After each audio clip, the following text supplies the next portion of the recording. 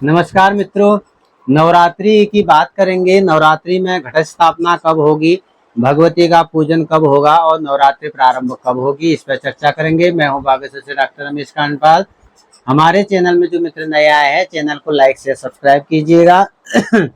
बात करते हैं नवरात्रि प्रारंभ कब होगी।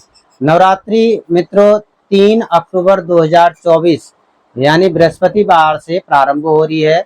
प्रतिपदा उसी दिन है और नवरात्रि कलश स्थापन भी उसी दिन आप कर सकते हैं। प्रातःकाल सूर्योदय के पश्चात कलश स्थापन आप कर सकते हैं। दिन भर बढ़िया दिन है। और भगवती महाकाली, महालक्ष्मी, महासरस्वती का पूजन करना चाहिए। साथ में बटुक भैरव का पूजन करना चाहिए, हनुमान जी का पूजन करना चाहिए और अपने इष्ट देवता, कुल देवता और ग्रह आदि का पूजन अवश्य करना चाहिए। और कलश स्थापना में भगवान वरुण का और आदित्य आदि नवग्रहों का, अधिदेवता का, प्रतिदेवता का, विनायक आदि पंचलोकपाल का, इंद्र आदि 10 दिक्पाल का, क्षेत्राधिपति वास्तुपति आदि देवताओं का आवाहन करना चाहिए।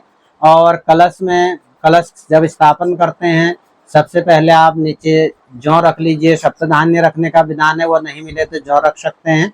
फिर कलश में स्वस्ति बना करके दधि अक्षत कलश में लगाएं। कलश में आम के पत्ते डालें।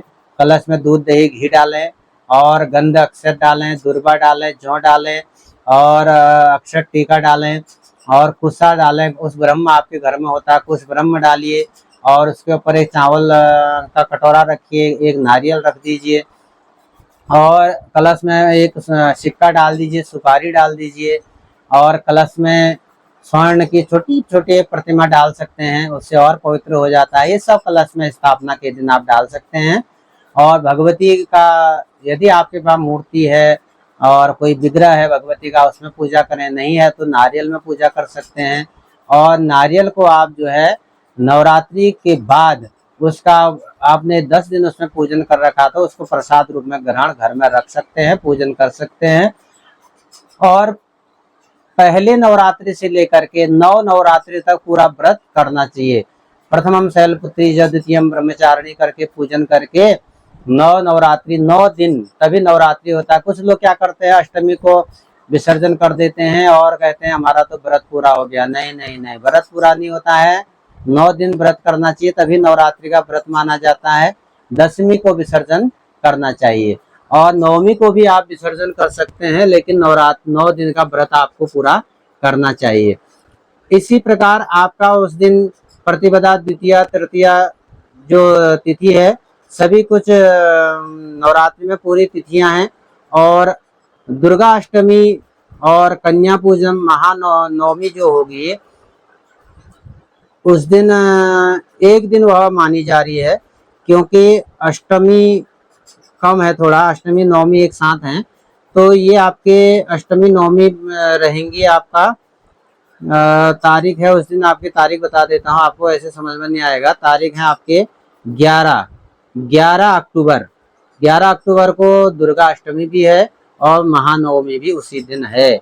और 12 को जो है विजयादशमी, दशहरा, हरेला, दुर्गा पूजन, ये सब 12 अक्टूबर को हो जाएगा। क्योंकि अगले दिन वैसे दशमी के हिसाब से चलेंगे, अगले दिन दशमी बहुत कम है, इसलिए 12 अक्टूबर को विजयादशमी का त्योहार मनाया जाएगा पंचांग के अनुसार। इसमें जब आप कलश स्थापना करेंगे, हरेला बोने का भी विधान होता है, हरेला भी बोना चाहिए। और दशमी को दिन हरेला काट करके भगवती को चढ़ा करके, इष्ट देवता, कुल देवता को चढ़ा करके, पितृ देवता को चढ़ा करके धारण करना चाहिए। और इसी तरह अगले दिन जो है 12 अक्टूबर को विजयादशमी हो जाएगी। 13 अक्टूबर को जो व्रत होगा गृहस्थी लोगों के लिए, 13 अक्टूबर को पापांकुशा एकादशी का व्रत होगा। तो एकादशी का व्रत निर्णय भी हो गया कि कब होगा। 13 अक्टूबर को एकादशी का व्रत होगा स्मार्त लोगों के लिए, यानी ग्रस्त लोगों के लिए। 14 अक्टूबर को वैष्णवों के लिए, सन्यासियों के लिए व्रत होगा एकादशी का। इसी तरह आगे जब इसमें बात करेंगे, इसी क्रम में, ये पक्ष में, तो कोजागर पूर्णिमा आती है, जिसमें कोजागर पूर्णिमा बोलते हैं हम। कोजागर पूर्णिमा और आएगी आपको कोजागर पूर्णिमा 16 अक्टूबर को कोजागर पूर्णिमा होगी। और इधर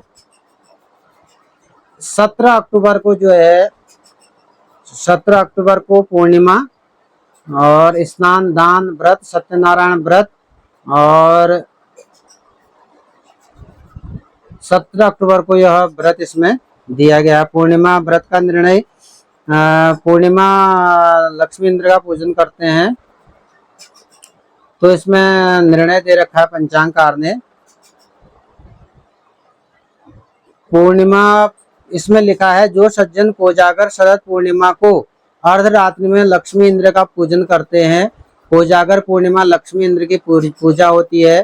पूजन 16 अक्टूबर को करेंगे, लेकिन 16 अक्टूबर को प्रदोष काल में पूर्णिमा न होने से प्रति मास किया जाने वाला पूर्णिमा व्रत सत्यनारायण व्रत 17 अक्टूबर को किया जाना शास्त्र सम्मत है। और इसका निर्णय क्या हुआ, इससे सिद्ध होता है कि हम लोगों का जो पूर्णिमा का जो व्रत होगा 17 अक्टूबर को होगा। यह निर्णय भी स्पष्ट हो गया। इसी तरह आपको मैंने ये निर्णय बता दिए हैं, और इसी तरह वीडियो देखने के लिए लाइक शेयर सब्सक्राइब कीजिएगा। धन्यवाद, नमस्कार।